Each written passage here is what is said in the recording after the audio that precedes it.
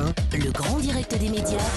Télé-délire. Thomas Joubert. Et Hortense Diftin est avec nous ce matin. Salut Hortense. Bonjour Thomas, bonjour Quoi de Julie. neuf Ouais, toujours la moitié de 18, Oh, ouais, très bonne. oui, évidemment. Comme vous le savez, hier c'était férié. C'est la vanne la plus naze, mais me fait bien marrer. CM2, niveau CM2, Ouais, c'est bien, vous c'est progressez. Donc hier, comme vous le savez, c'était férié. Donc à la télé, il n'y avait que des rediffs ou des vieux films. Alors comme tous les ans en période de fête, on sait qu'à Pâques, on aura Moïse ou les 10 commandements. À Noël, le Père Noël est une ordure. Et à l'Ascension, la course à l'échalote. Là, pour le coup, je vois pas le rapport avec l'Ascension. En même temps, j'y connais rien en alpinisme. Alors j'ai préféré regarder la passation de pouvoir des ministres sur iTélé. C'était intéressant, compliqué mais intéressant. Comme quoi, ça n'a rien à voir. Alors il y a des ministères, on comprend pas très bien. En tous les cas, moi, j'ai pas bien compris à quoi ça correspondait. Par exemple, le ministère du redressement productif. Ah, vous n'êtes pas la seule, Voilà, effectivement. j'ai envie de dire, quitte à se redresser, autant que ça serve à quelque chose, n'est-ce pas Thomas? Alors, Certes. ou encore le ministère de l'égalité des territoires et des logements. Là non plus, je suis pas sûre de ce que c'est, mais je suis pour.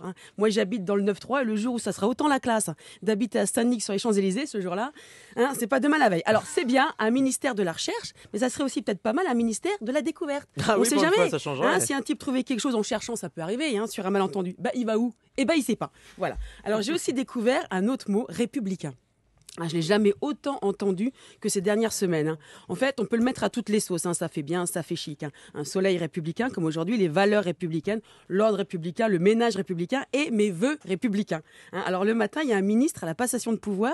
Il savait qu'il devait souhaiter à son prédécesseur des vœux républicains et bon vent, mais il l'a oublié.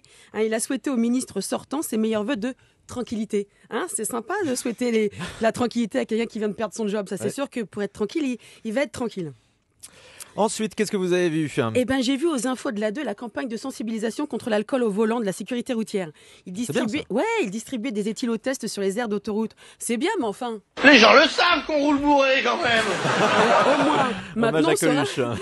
Au moins maintenant, on saura à combien de grammes on était. Enfin, les automobilistes étaient ravis. Pour une fois qu'on leur faisait un cadeau, ils l'ont tous rangé dans le fond de leur boîte à gants, à côté du gilet de sauvetage et du triangle rouge.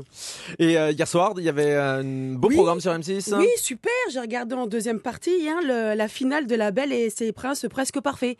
Juste pour le passage où le moche il lui écrase une fraise dans le dos. J'aurais bien aimé qu'il lui écrase ailleurs d'ailleurs. Alors j'ai pas regardé pour le résultat parce qu'on savait bien qu'il repartirait pas avec un moche. Encore s'il avait été riche, les moches, ils auraient été moins moches. Tout le monde sait que l'argent rend beau. Mais là en plus d'être vraiment pas beau, ils étaient à moitié tiqueux. Le seul intérêt, c'était de voir comment elles s'en débarrassaient. Pour le coup, ça peut toujours servir.